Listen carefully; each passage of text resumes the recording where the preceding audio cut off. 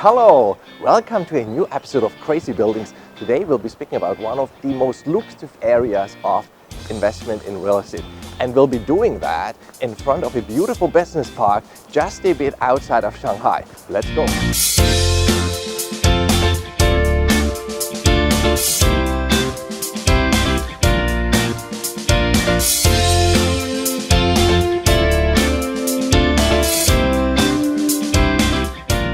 So we are now on our way to Jiaxing, a city located about 1 hour southwest of Shanghai. And there we'll be visiting a surprisingly beautiful industrial park, business park called Plainville International. And we'll be looking into why are the returns in industrial real estate so high? And where are the highest returns in industrial real estate as of today, 2022? And where will they likely be over the coming few years?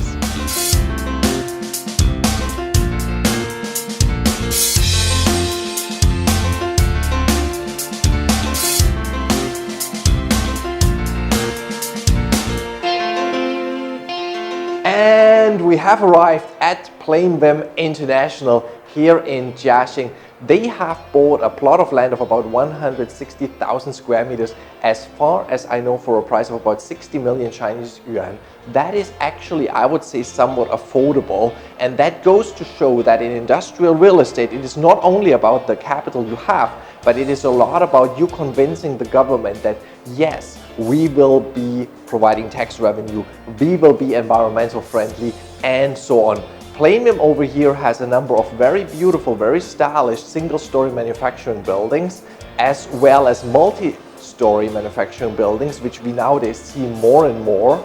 And they are already building their phase 2 with a further 4 buildings, plus they have reserved a land plot for a potential future phase 3.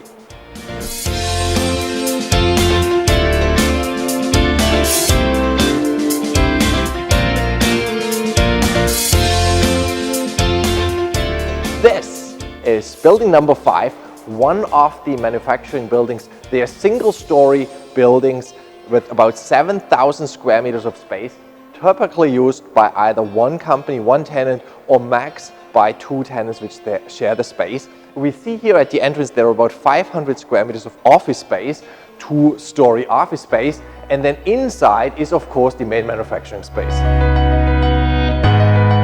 So here we are inside the building. We have a ceiling height of between 10 and 12 meters, minimum 10 meters. We see the column width, which is about 9 meters to 23.5 meters. And we have a floor loading capacity of about 2 tons. We have possibility to install 10-ton cranes. Rents are at about 24 to 30 Chinese yuan per square meter per month. So premises which are very suitable for many manufacturing companies.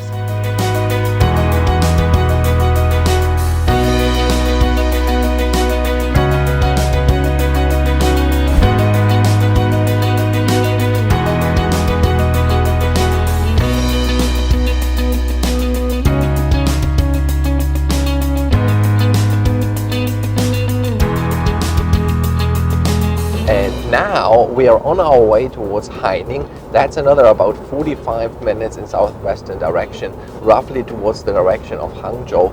And in Haining we will be visiting a development owned by developed by Logos.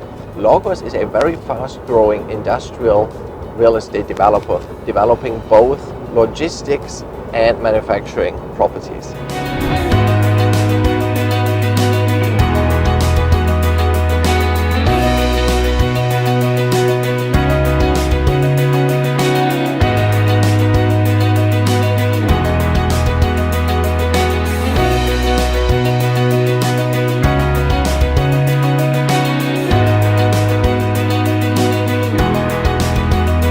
Here we see very modern industrial buildings that are 2-story, 40-meter ceiling height with a ramp up. These buildings can be used either for manufacturing or for warehouse purposes.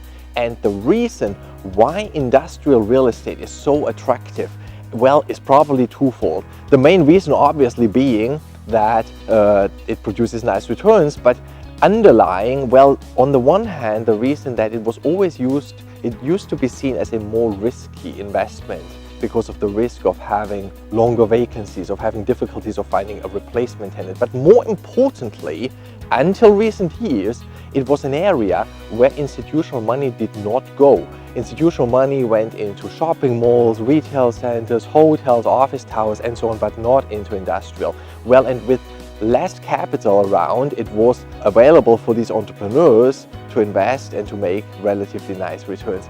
Now, about 8, 9, 10 years ago, institutional money started paying attention to this sector, started to put up smaller funds, and they bundled together money out of their billions of dollars under management. They each put out 20, 30 million US dollars, combined it into $100 million US dollar fund to buy a few warehouses, and that performed very well. It was realized that, well, these properties, they are safe, they are easy to manage, and they produce nice returns. And then it grew, and the next funds, they were 400 million, 800 million, over $1 billion, and so on. And eventually all of these groups now have their own logistics funds, which are in the billions of US dollars. And with all of that capital entering that space, of course, prices for properties went up, and with that, returns as a percentage went down. So from 10 years ago, when one would have a return of over 10%, well, that quickly went down to about 7 or 8%, and nowadays it's often only 5 or 6%. So actually quite similar to what one gets for a office building.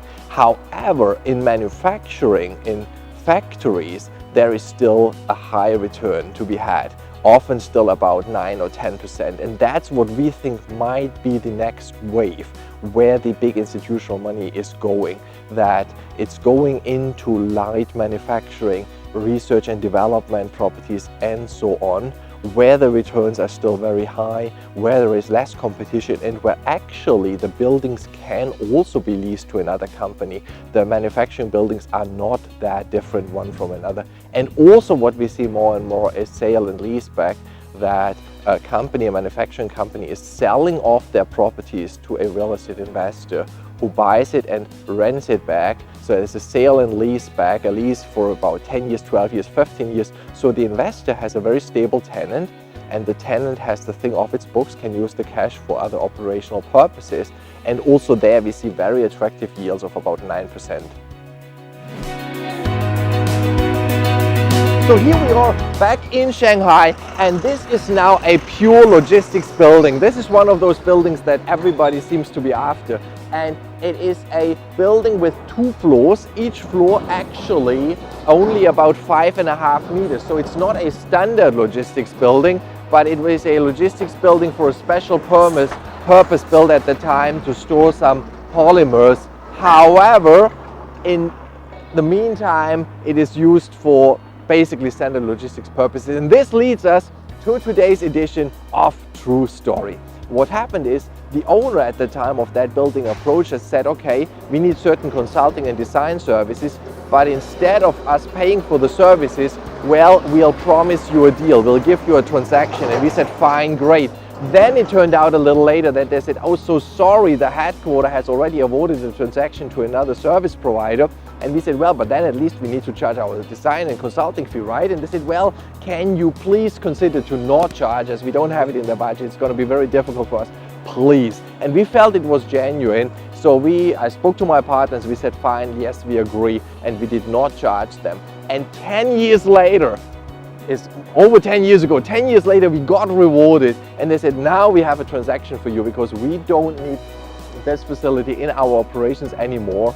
And we need somebody to sell it for us, and we arranged for that.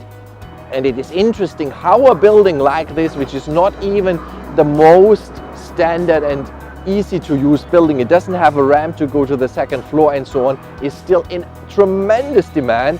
And there were a lot of interested buyers, and it got sold for something around 60 million US dollars, about 300 million Chinese yuan. And since then it got sold several times because the new owners found there were other investors that were even more keen and wanting it. So I think it got sold several times, and that shows how much need there is for logistics buildings like this in a city like Shanghai.